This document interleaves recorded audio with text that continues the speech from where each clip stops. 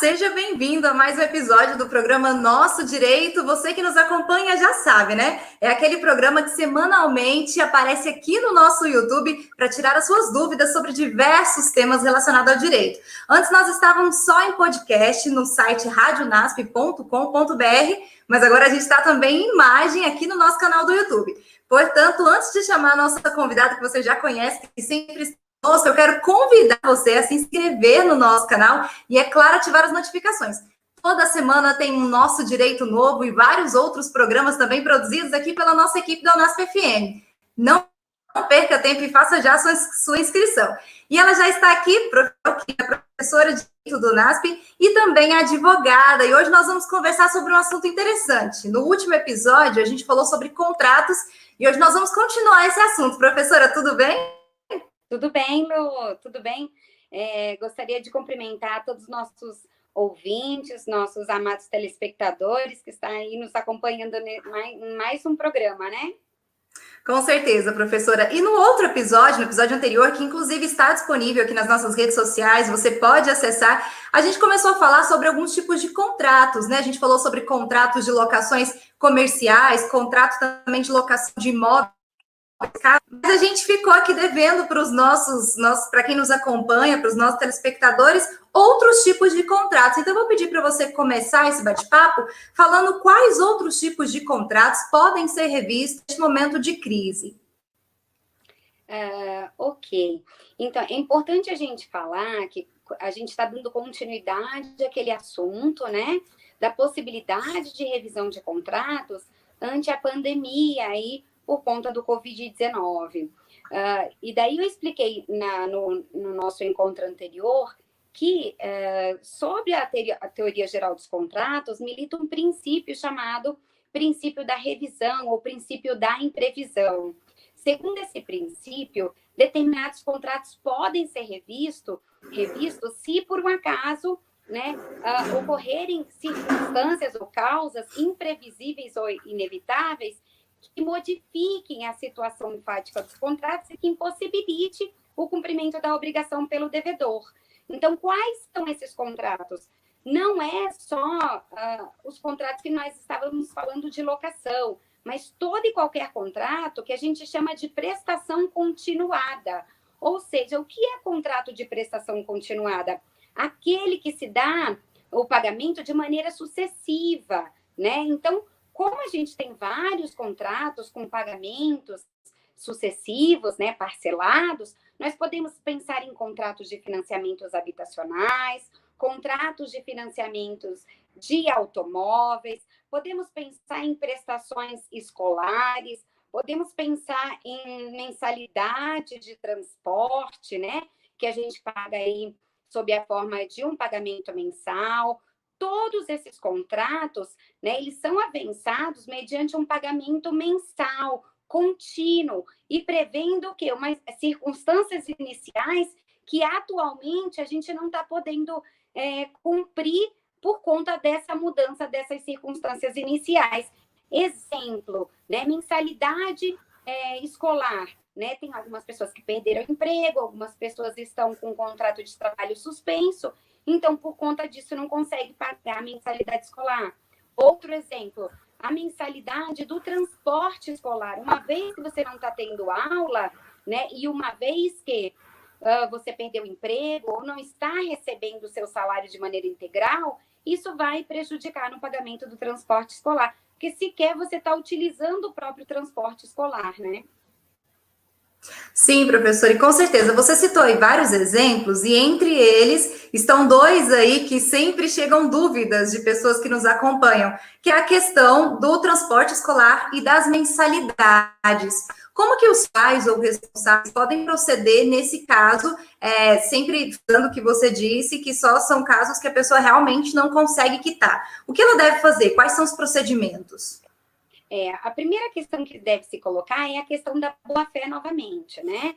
Não podemos ter em mente que simplesmente porque existe uma pandemia, há um motivo justo para você deixar de pagar a sua obrigação avançada. Os contratos, eles são pactos celebrados, né? E uma vez que você deu a sua palavra num contrato, ambas as partes devem respeitar, né, o que foi combinado até o final, mesmo porque entre os contratantes, ambos fazem outras negociações, tendo como base a segurança do cumprimento desse contrato. Imagine, por exemplo, que quanto à mensalidade escolar, o UNASP acabou contratando professores e tem que pagar esses professores contando com a mensalidade do aluno. Então, por isso que eu falo que precisamos, né, numa época dessa, mesmo em meio à possibilidade da aplicação da teoria da revisão, agirmos com boa-fé. Então, em primeiro lugar, tente negociar com a instituição.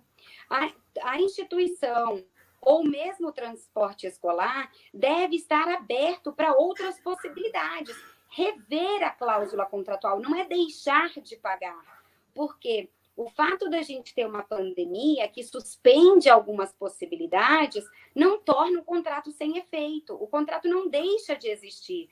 Você se comprometeu com o contrato. Então, o que vale é rever algumas condições. Quem pagava, de repente, um valor X, de repente pode pagar 80% desse valor, né? Consegue um desconto, consegue uma posterga do pagamento, né? Então, a ideia é que você procure a instituição de ensino, procure o transporte escolar e coloque as suas condições documentando, comprovando a mudança a fática que aconteceu na sua realidade ante a pandemia. E daí, juntos, renegociem as condições do contrato. Nós falamos muito sobre isso, né, professora Edel, no outro episódio que a gente falava sobre contratos, dessa importância da renegociação, né? Antes de chegarem na linha de fatos, de ter que ir no sistema judiciário, de ter essa conversa. E aí eu aproveito, antes de nós continuarmos o bate-papo de hoje, para convidar você a se inscrever no nosso canal e ativar as notificações, porque daí você vai poder ficar por dentro de tudo que acontece aqui, de todo o conteúdo produzido. E, é claro, rever também esse outro programa, Nosso Direito, que nós falamos muito sobre a questão de contratos de locação de imóveis. Outra dúvida também que pode surgir e que você pode tirar. Lembrando que você pode também sugerir temas e participar aqui do nosso programa, interagindo conosco pelos comentários. Então, deixa o seu comentário, fala o que você está achando, fala a sua dúvida e sugere um tema também que a gente vai discutir e bater um papo sobre o seu assunto. Professora, você falou muito sobre a questão aí de mensalidades escolares, pagamento de transporte, mas como é que fica a questão de boletos de compras de carros, imóveis, por exemplo, ou até prestação de lojas que as pessoas estavam pagando e agora, por falta de emprego ou por não ter o salário, não consegue pagar? Como resolver isso, essa questão judicialmente?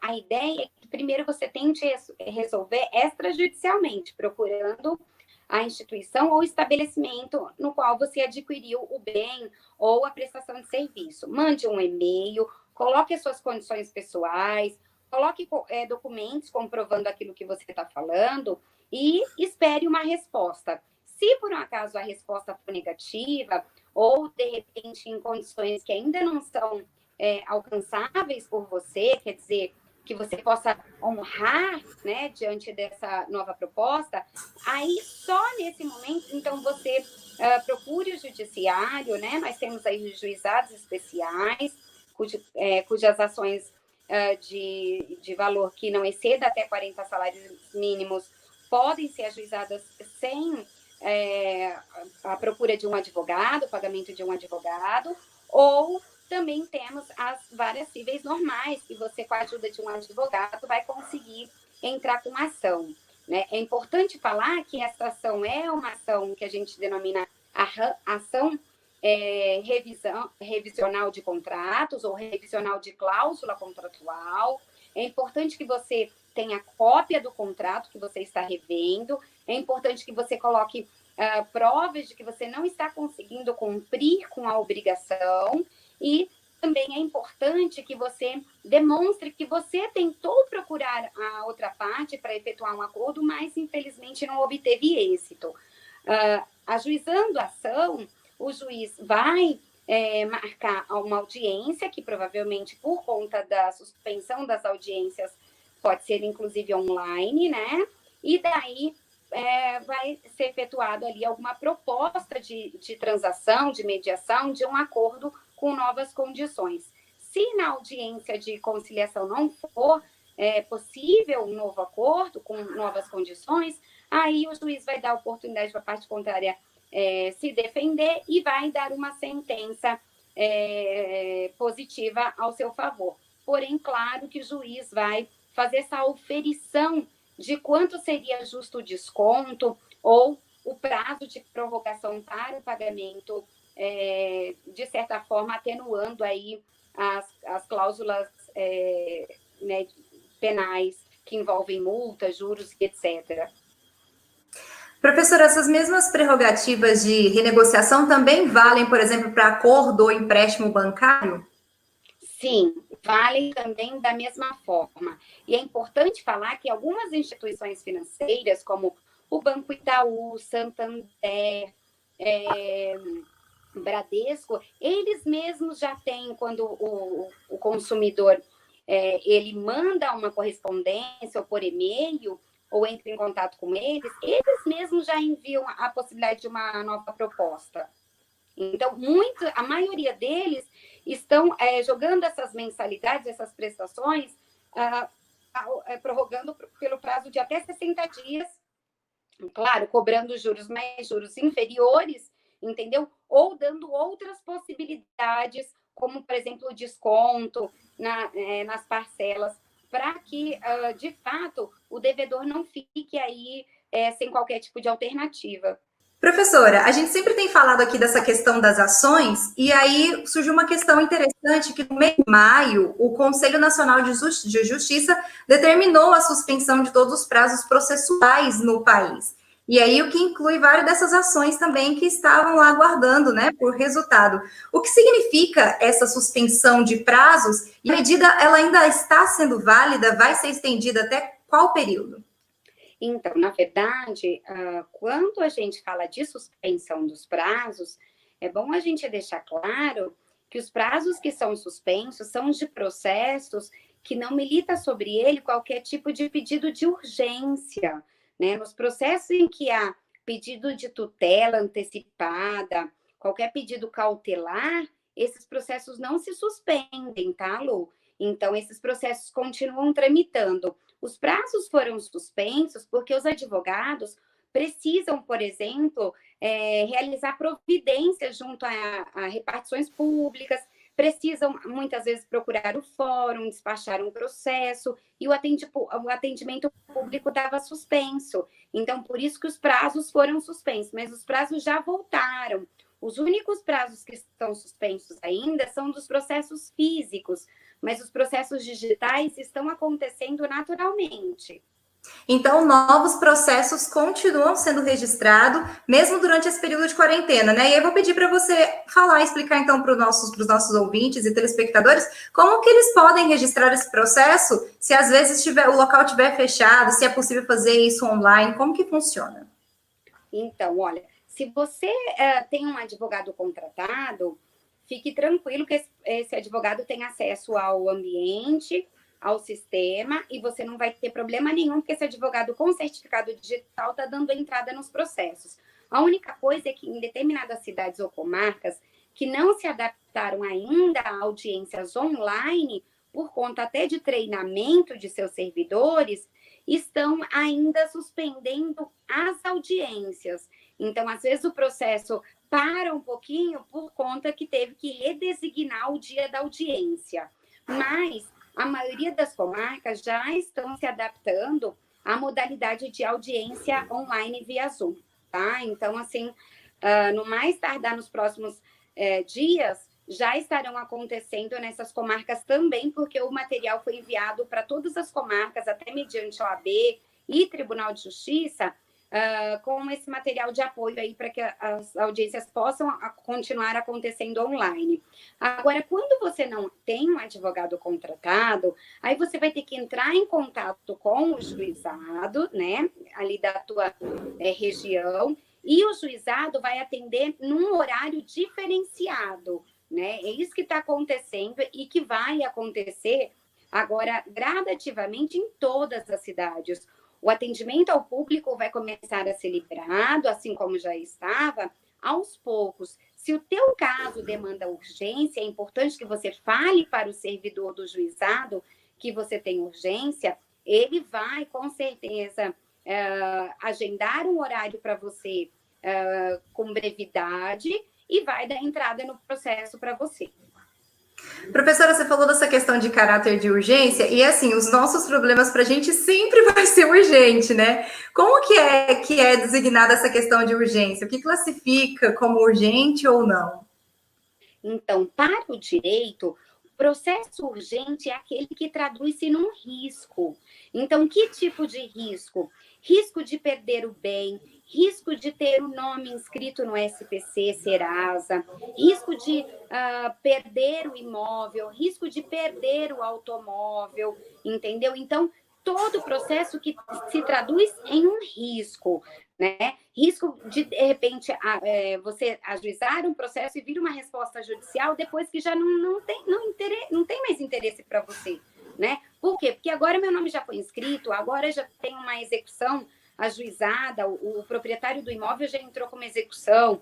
Então, todo o processo que traduz um risco, né? Seja para a parte, seja para o extravio ou perda do bem em si, ele é um processo que traduz emergência. Fora as questões ligadas à manutenção, como, por exemplo, você entra com uma pensão alimentícia, é um processo que demanda urgência, porque a pessoa depende daquele valor para a sobrevivência. Então, também não tem como esperar, né? Um processo que você demanda uma ordem judicial para que você se mantenha vivo, para que você se mantenha solto, todos esses são casos de processo que envolvem urgência. Mas, como regra, são processos que realmente eles são eivados de algum tipo de risco. Muito bem, se você quer saber um pouco mais sobre questão de pensão alimentícia, é só dar uma entrada aqui no nosso canal e lá na playlist que fala sobre o programa Nosso Direito, que tem um programa especial, nós falamos sobre a questão de pensão alimentícia, também de visitas a filhos, enfim, um assunto bem interessante que com certeza vai tirar todas as suas dúvidas. Professora Del, mais uma vez, muito obrigada aqui por participar, por fazer esse programa acontecer e, é claro, tirar as dúvidas dos nossos ouvintes e telespectadores também. Imagina, é um prazer sempre estar aí com vocês nesse programa que visa auxiliar, né, a população nos seus direitos, e vale sempre aquele recadinho de que isso vai passar, use a boa-fé, tudo que você for providenciar ou buscar em termos de direito, comprove documentalmente, né, mande por e-mail, junte o protocolo, não se contente com apenas pedidos por telefone, aqueles que você anota o protocolo, mas peça sempre um e-mail ou uma forma que você que possa garantir que você tem um documento de que, de fato, você procurou a instituição ou o estabelecimento tentando essa renegociação ou essa revisão contratual. Mais uma vez, obrigada, professora Del, e eu tenho falado aqui muito telespectador, mas na verdade eu quero agradecer a você, nosso internauta que nos acompanha, e lembrá-lo mais uma vez, se você caiu meio que de paraquedas aqui nesse bate-papo, foi indicado por alguém que compartilhou, então não perca tempo, se inscreva no nosso canal, ative as notificações, toda semana tem um conteúdo novo para você. Muito obrigada pela sua companhia, continue aqui nas nossas redes sociais, também no Instagram e no Facebook, NASP FM. Até a próxima semana.